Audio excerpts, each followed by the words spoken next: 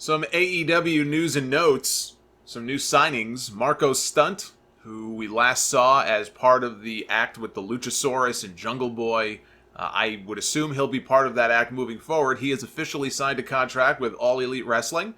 Chris Van Vliet has signed on to be a backstage interviewer for the promotion. This is one of the better signings that they have made so far. I can't say enough good things about Chris's work. And in my conversations with him, he's just a cool guy, very down to earth. And I enjoy his interviews. I think he just does great work, and I think he'll be an asset to this company. And it's shocking to me that it took this long for somebody to snatch this guy up. I know he enjoyed the work he was doing at the television station or the TV show he was doing in Florida, which was more of an entertainment TV show. It wasn't just wrestling.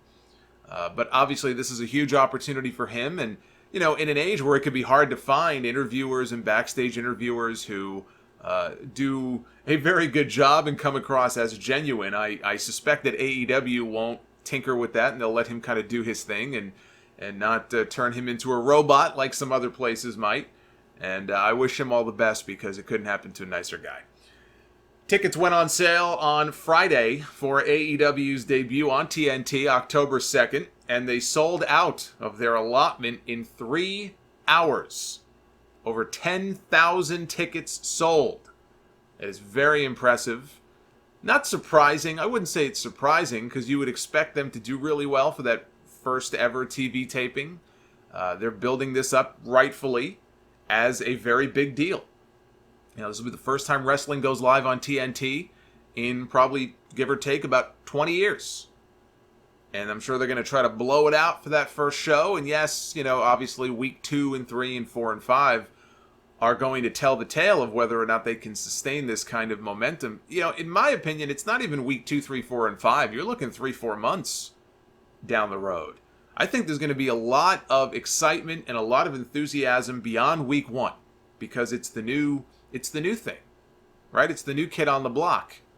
And it's an alternative, one would hope, to WWE, and there'll be a curiosity factor about what they're going to do. Maybe they'll debut a really big name on that first show, whether it's CM Punk or somebody else, but if they can find that one big name to bring in as a big surprise, shoot one really big angle.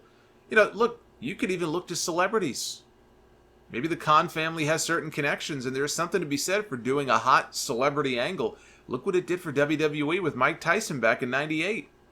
And there were a lot of people who didn't like the fact that Mike Tyson was involved because Mike Tyson bit Evander Holyfield on the ear, and he was a convicted rapist and all of these different things, even though, he served his time for that.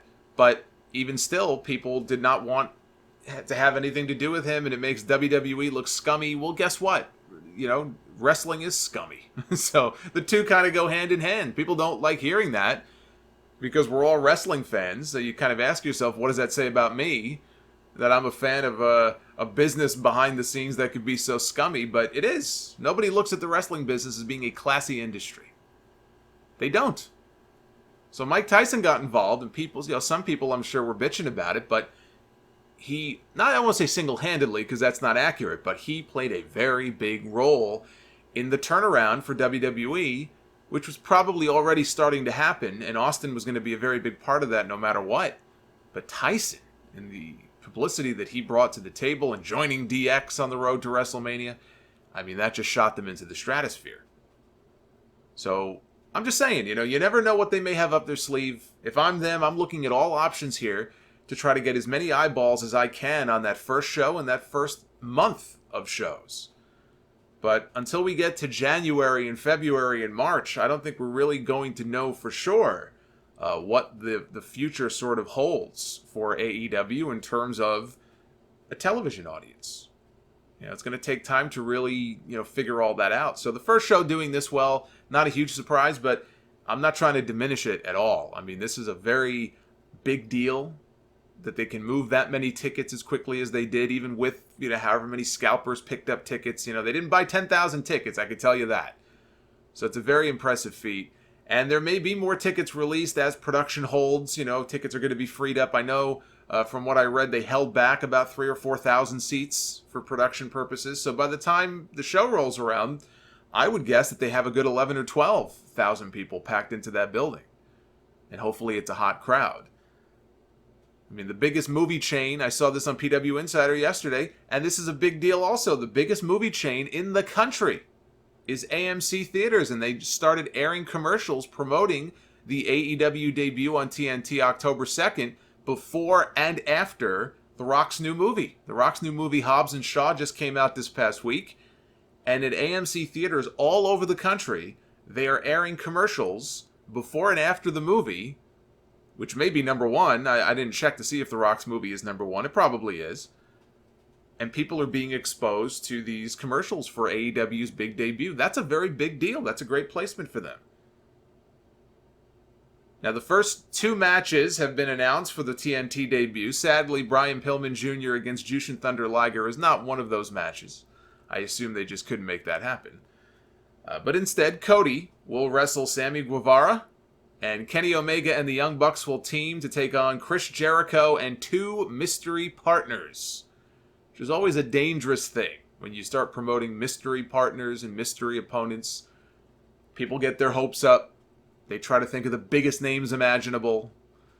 It would seem to me, I kind of tweeted this out after they made the announcement, that it would be a good spot to debut LAX, who are either free or are about to be free this month from their Impact contracts. I know, and look, they could end up back in Impact, although I don't expect that, but there's said to be interest, and you would expect there to be interest from WWE and from AEW.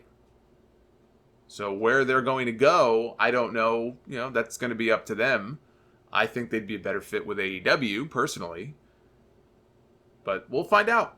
We'll find out if that's the spot to debut LAX, if they even go to AEW at all. They're also going to be crowning their very first ever AEW Women's Champion on that show. They have not said how or who will be competing. I would think somebody like Britt Baker would be involved, since she clearly is the one they are positioning as one of their top female stars. She's the one they send out to do some of the media and publicity stuff with Cody and Kenny and the Bucks. Hopefully she's doing better. I know she suffered that concussion at the Fight for the Fallen show. So hopefully she's recovered by now.